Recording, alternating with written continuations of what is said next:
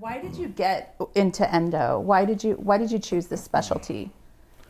I'm going to say that I was a general dentist, and when I was going through dental school, endo would have been way down the totem pole as far as the specialty that I would pursue. I was really into orthodontics, but during the process of my career as a general dentist, which went 15 years, I got heavily involved in dental reconstruction, rebuilding the entire mouth, and found during that process that in order to rebuild somebody's mouth, you have to have a good foundation. And that foundation could be a healthy tooth, which means it's got to be a healthy pulp. It could be a tooth that is endodontically treated and it has to be treated well. Or it could even be further down the line in the patient's lifetime, a dental implant.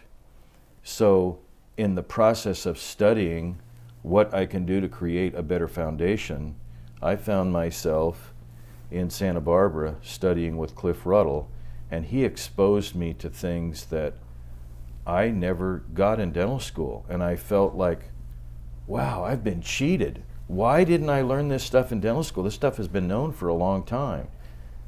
And along with that came looking in a microscope and looking inside of a tooth.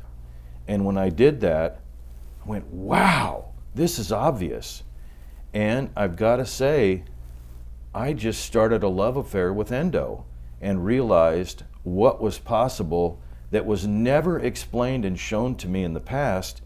And so I went for it. And I suppose I studied with Cliff for about 6 months, and I called him one day and I said, dude, this has gotten the best of me. I think I want to go to endo school.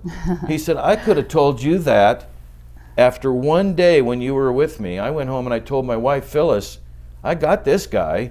He's hooked. You were sold. I was totally sold. Sold on endo. Still love it. Yeah. So speaking of microscopes, because I know that's a huge part of your practice. It is. What's the brand that your brand of choice that you prefer? I started my microscopic career in dentistry with Global Surgical, whom I still have a lot of respect for, the company and the people. But somewhere along my microscopic journey, and I think it was at the AAE meeting in Atlanta, I looked inside of a Zeiss microscope. And I had kind of an epiphany, like, wow, this is clear.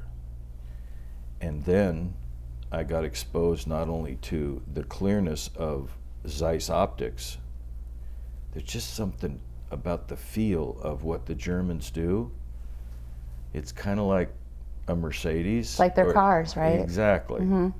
So I kind of had the same sort of thing at that time. I look at it in his eyes going, whoa, this is kind of the cat's meow here. Mm-hmm.